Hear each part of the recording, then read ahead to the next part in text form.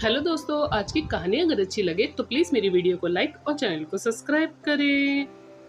बुआ की बेटी सीमा विदा हो चुकी थी। सुबह के 8 बज गए थे। सभी मेहमान सो गए थे। पूरा घर अस्त व्यस्त था, लेकिन सीमा की बड़ी बहन सोनाली दीदी जाग गई थी और घर में बिखरे बर्तन को इकट्ठा करके रसोई में रख रही थी। सोनाली को काम करता देख रीमा, जो उठने की सोच रही थी, उसने पूछा, सोनाली दीदी, क्या समय हुआ है? 8 बज रहे हैं। आप अभी से उठ गई? थोड़ी देर और आराम कर लेती। बहन के ब्याह में आप पूरी रात जगी हो। 5 बजे सोए थे हम सब। आप इतनी जल्दी जाग गई? कम से कम 2 घंटे तो और सो लेती। सोनाली बोली, अरे हमारे हिस्से में कहाँ नींद लिखी है। थोड़ी देर में देखना, एक एक करके सब लोग उठ जाएंगे और उठते ही सबको चाय नाश्ता चाहिए। ये जिम्मेदारी मेरे हिस्से में ही आती है। चल उठ जा, सालों बाद मिली है, 2-4 दिन की बातें कर लेंगे बाद में। तो मैं सारा दिन व्यस्त रहूंगी। अभी मैं आधा घंटा फ्री हूँ। रीमा सोनाली दीदी के कहने पर झट से बिस्तर छोड़कर उठ गई। ये सच था कि दोनों चचेरी बहनें बरसों बाद मिली थी। पूरे 11 साल बाद सोनाली दीदी को उसने देखा था। इस बीच न जाने उन पर क्या क्या बीती होगी। उसने तो सिर्फ सुना ही था कि दीदी ससुराल छोड़कर मायके रहने आ गई है। वैसे तो एक आध घंटे के लिए कई बार मिली थी वे, पर रीमा ने कभी इस बारे में खुलकर बात ही नहीं की थी। गर्मियों की छुट्टी में अक्सर सोनाली दीदी लखनऊ आती तो हफ्ता भर साथ रहती। खूब बनती थी दोनों की। पर सब समय की बात थी। रीमा फ्रेश होकर आई तो देखा सोनाली दीदी बरामदे में कुर्सी पर अकेली बैठी थी। आजा, यहाँ अकेले में गप्पे मारेंगे, एक बार बचपन की यादें ताजा कर ले, सोनाली दीदी बोली और फिर दोनों चाय की चुस्कियां लेने लगी। दीदी, आपके साथ ससुराल वालों ने ऐसा क्या किया कि आप उन्हें छोड़कर हमेशा के लिए यहाँ आ गई? रीमा, तुझसे क्या छुपाना, तू मेरी बहन भी है और सहेली भी। दरअसल मैं ही घमंडी थी, पापा की लाडली थी, जो ससुराल वालों की कोई भी ऐसी बात जो मुझे अच्छी नहीं लगती उसका जवाब दे देती थी। उस पर पापा हमेशा कहते थे कि वे एक कहे तो तू 4 सुनाना। पापा को अपने पैसों का बड़ा घमंड था, जो मुझ में भी था। दीदी ने आगे कहा, गलती तो सबसे होती है, पर मेरी गलती पर कोई मुझे कुछ कहे मुझे सहन न था। बस मेरा तेज स्वभाव ही मेरा दुश्मन बन गया। चाय खत्म हो गई थी। दीदी की दुखों की कथा अभी बाकी थी। सो आगे बोली, मेरे सास ससुर समझाते कि बेटा, इतनी तुनक मिजाजी से घर नहीं चलते। मेरे पति गौरव भी मेरे इस स्वभाव से दुखी थे, किंतु मुझे किसी की परवाह न थी। 1 साल बाद राहुल का जन्म हुआ तो मैंने कहा कि 40 दिन बाद मैं मम्मी पापा के घर जाऊंगी। ये घर ठंडा है, बच्चे को सर्दी लग जाएगी। मैं दीदी का चेहरा देख रही थी। वहाँ दुख के संवेगों के अलावा कुछ ना था। मैं जिद करके मायके आ गई तो फिर नहीं गई। 6 महीने, 1 वर्ष, 2 वर्ष, जाने कितने वर्ष बीत गए। मुझे लगा एक ना एक दिन वे जरूर आएंगे मुझे लेने, किंतु कोई ना आया। कुछ साल बाद पता लगा गौरव ने दूसरी शादी कर ली है और फिर अचानक रोने लगी।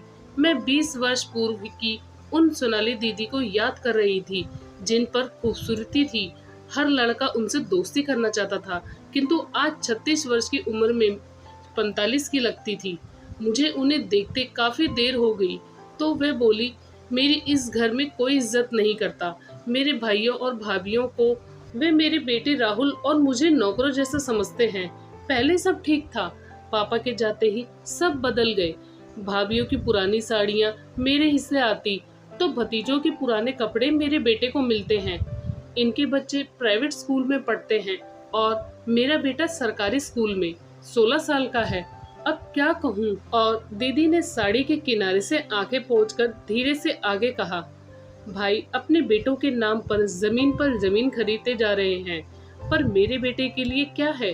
कुछ नहीं। घर के सारे लोग गर्मियों की छुट्टियों में घूमने जाते हैं और हम यहाँ घर की रखवाली करते हैं। तू तो अपनी है, तुझसे क्या छुपाऊं? जवान जोड़ों को हाथ में हाथ डालकर घूमते देखती हूँ तो मन मायूस कर रह जाती हूँ। मैं दीदी को अवाक देख रही थी, किंतु वे थकी आवाज में कह रही थी, रीमा, आज मैं बंद कमरे का वह पक्षी हूँ जिसने अपने पंखों को स्वयं कमरों के दीवारों से टक्कर मारकर तोड़ा है। आज मैं एक खाली बर्तन हूँ जिसे जो चाहे पैर से मारकर इधर उधर घुमा रहा है। दीदी को रोना देखा ना जाता था, किंतु आज मैं उन्हें रोकना नहीं चाहती थी। उनके मन में जो था उसे वे जाने देना चाहती थी। थोड़ी देर चुप रहने के बाद सोनाली दीदी आगे बोली, सच तो यह है कि मेरी गलती की सजा मेरा बेटा भी भुगत रहा है। मैं उसे वह ना दे पाई जिसका वह हकदार था, ना पिता का प्यार, ना सुख सुविधाओं वाला जीवन, कुछ भी तो ना मिला। सोचती हूँ आखिर मैंने ये क्या कर डाला। मेरे साथ उसे भी ऐसी जिंदगी जीनी पड़ रही है। क्यों मैंने उसकी खुशियाँ छीनी। और फिर दीदी रोने लगी।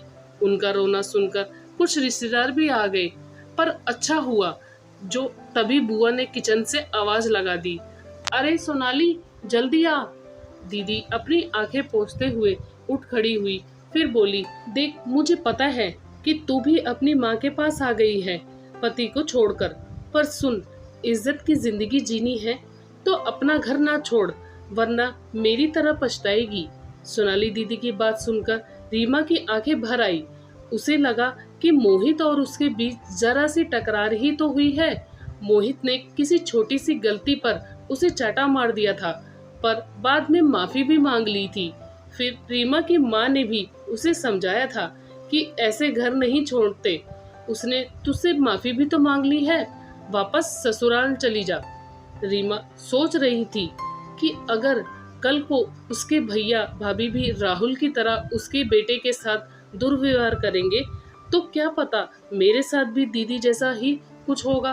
फिर नहीं नहीं कहकर रीमा ने घबराकर आंखें बंद कर ली और थोड़ी देर बाद ही पैकिंग करने लगी अपने ससुराल जाने के लिए, क्योंकि बार बार उसके कानों में सोनाली दीदी की ये बात गूंज रही थी कि रीमा खुश रहना चाहती है तो अपने पति का घर कभी ना छोड़ना। दोस्तों, आपकी इस कहानी में क्या राय है, हमें कमेंट करके ज़रूर बताएं।